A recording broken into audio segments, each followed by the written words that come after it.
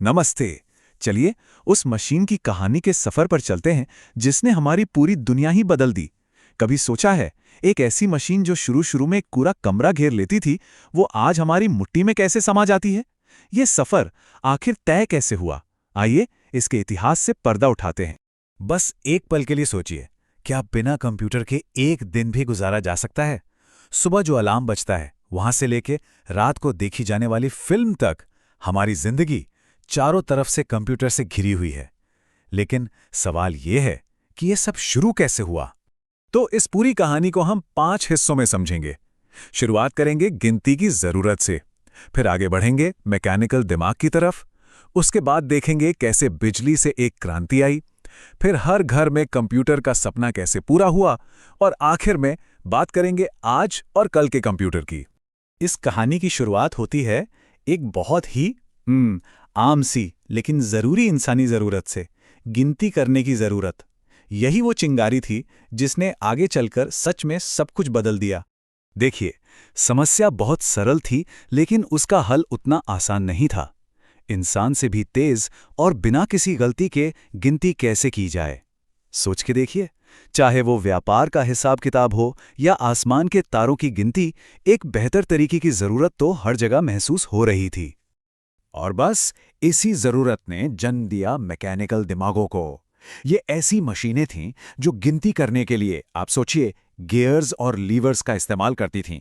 यहां से चीजों को ऑटोमेट करने का सफर असल में शुरू हुआ।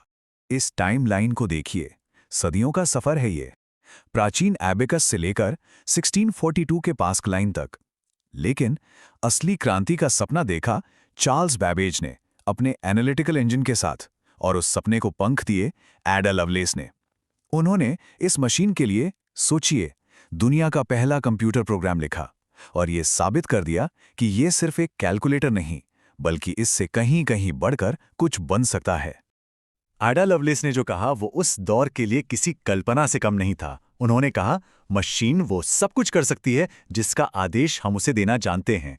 मतलब उन्होंने तभी समझ लिया था कि ये मशीन सिर्फ नंबर्स नहीं, बल्कि म्यूजिक, आर्ट, कुछ भी प्रोसेस कर सकती है।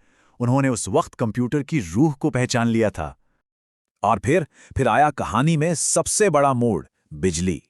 जब मैकेनिकल गियर्स की जगह इलेक्ट्रिसिटी ने ली, तो इन जायंट ब्रेन्स यानी विशाल दिमागों का युग शुरू हो गया। जरा इस नंबर को देखकर अंदाजा लगाइए। 1945 में जो ENIAC कंप्यूटर बना था ना, उसका वजन लगभग 27 टन था। सोच सकते हैं, ये एक पूरे कमरे में फैला हुआ था, और इसका काम था मुश्किल मिलिट्री कैलकुलेशंस को पलक झपकते हल करना। लेकिन इन शुरुआती कंप्यूटर्स के साथ एक बहुत बड़ी समस्या थी। ये इतने बड़े थे, इतने गर्म हो जाते थे, और भरोसेमंद तो बिल्कुल नहीं थे। और इस सब की जड़ में था सिर्फ एक कंपोनेंट, वैक्यूम ट्यूब। और फिर एक चमत्कार हुआ जिसे कहते हैं ट्रांजिस्टर। ये एक छोटा सा सेमीकंडक्टर डिवाइस था जो वैक्यूम ट्यूब का ही काम करता था, लेकिन उससे हजारों गुना बेहतर तरीके से। ये स्लाइड इस फर्क को बिल्कुल साफ दिखाती है। देखिए, जहां वैक्यूम ट्यूब बड़े, बहुत ज्यादा बिजली खाने वाले और गर्म होते थे, वहीं ट्रांजिस्टर बिल्कुल छोटे, कम बिजली इस्तेमाल करने वाले, ज्यादा भरोसेमंद और ठंडे थे। इस एक आविष्कार ने कंप्यूटिंग की दुनिया हमेशा हमेशा के लिए बदल दी। ट्रांजिस्टर के आने से कंप्यूटर इतने छोटे और सस्ते हो गए कि एक नया सपना देखा जाने लगा, हर डेस्क और हर घर में एक कंप्यूटर पहुंचाने का सपना। इस सफर को समझने के लिए बस इस नंबर को देखिए, 27 टन के ENIAC से शुरू होकर आज के स्मार्टफोन तक जिसका वजन सिर्फ 200 ग्राम है। ये टेक्नोलॉजी का कमाल नहीं तो और क्या है। और फिर क्रांति ने दरवाजे पर दस्तक दी। एप्पल II जैसी मशीन्स ने आग ही लगा दी।